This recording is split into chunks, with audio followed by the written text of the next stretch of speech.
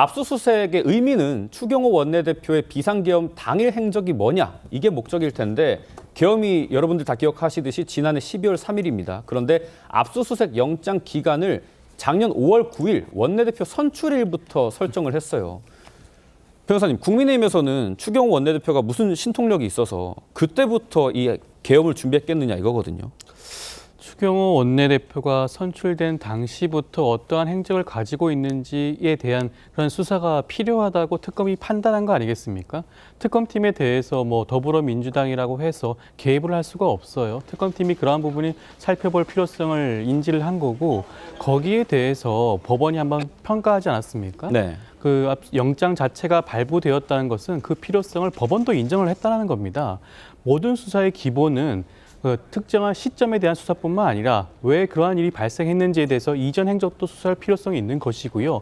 그 시점을 결정하는 수사기관이라고 할 수가 있고, 거기에 대해서 응답을 한 것도 법원입니다. 그렇다고 한다면 적법하게 영장이 발부되었으면 이에 응하는 것이 어떻게 보면 공당으로서의 도리라고 할 수가 있는데, 지금의 모습을 살펴보게 되면 굉장히 안타까운 것이, 최근에 우리가 CCTV 영상을 한번 법사위 위원들이 본 적 있지 않겠습니까? 윤석열 전 대통령이 체포영장 집행에 거부하는 그런 영상을 많은 국민들이 보고 실망한 적이 있었는데, 네. 그 모습이 그대로 국민의힘에서 연출되는 게 아닌가라는 생각이 들어서 굉장히 안타깝다는 생각이 듭니다. 양진희 변호사님께 좀 질문을 드리고 싶은데, 이 특검이 전방위적으로 지금 국민의힘에 대해서 압수수색을 하고 있잖아요. 그런데 매번 압수수색 시점이 좀 공교롭다, 이런 얘기가 나오더라고요.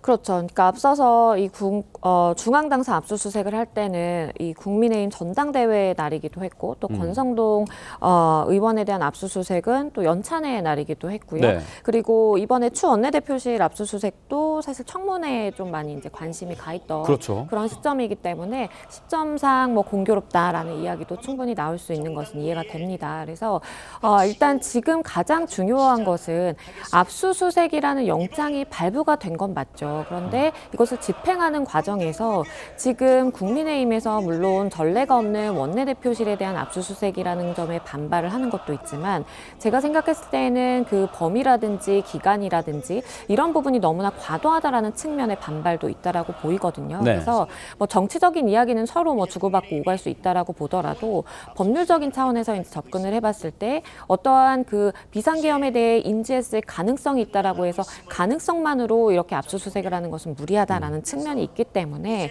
물론 법원에서 발부된 영장임에도 불구하고 정치적인 측면을 고려하면 그런 범위라든지 방법에 있어서는 조금의 이제 조율의 지점이 남아 있을 수 있겠다라는 좀 생각도 들고요. 다만 그러한 조율이라는 것은 양측 모두 어느 정도의 이제 입장 변경이 필요한 것인데, 지금 상황에서 영장 시한이 얼마 남지 않은 상황에서 그 5일이라는 그 기간 안에 가능할 것이냐, 이것은 좀 불투명하지 않을까 하는 생각이 듭니다.